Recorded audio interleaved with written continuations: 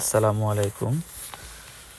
এই আমার সামনে যেই জিনিসগুলো দেখতে পাচ্ছেন, দেখে মনে হতে পারে এটা কোনো ময়লার স্তূপ বা কোনো ডাস্টবিন, কিন্তু আসলে এটা কিন্তু কোনো ডাস্টবিন নয়।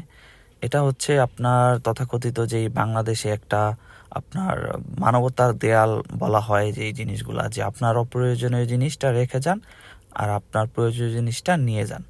তো এটা এরকমই একটা জায়গা, যে এখানে একটা বক্স দেওয়া আছে, যাদের সামনে শীত আসতেছে, যাদের অপ্রয়োজনীয় জামা কাপড় আছে আপনারা এটা রেখে যান, এবং যাদের এখান থেকে প্রয়োজন হবে, যারা একটু নিম্ন শ্রেণীর আছে আর কি, তারা এখান থেকে নিয়ে যাবে।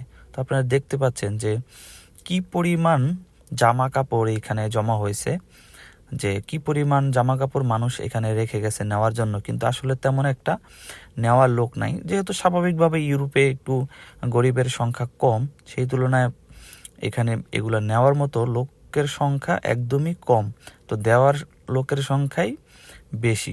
এই জন্যেই এগুলা এখানে এতগুলা জামা কাপড় জমা হয়ে আছে, দেখে মনে হতেছে একটা ময়লার স্তূপ।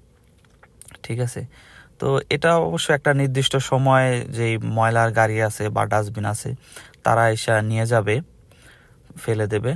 তো এটা কিন্তু এই শহরের প্রত্যেকটা এলাকায়, ছোট ছোট জায়গায় এগুলো দেওয়া থাকে, এগুলো আদান প্রদানের জন্য। তো ইউরোপের ম্যাক্সিমাম দেশই হয়তো বা এই সিস্টেমটা আছে, এটা নির্দিষ্ট কিছু তারিখ থাকে, শীতের আগে এটা বেশিরভাগ দেওয়া হয়, এবং শীতের মাঝামাঝি অবস্থায় যেহেতু অনেক শীত পড়তেছে, যারা নিম্ন শ্রেণীর মানুষ আছে তাদের হয়তো বা কষ্ট হবে, সেই চিন্তা থেকে এগুলো দেওয়া হয়। ধন্যবাদ।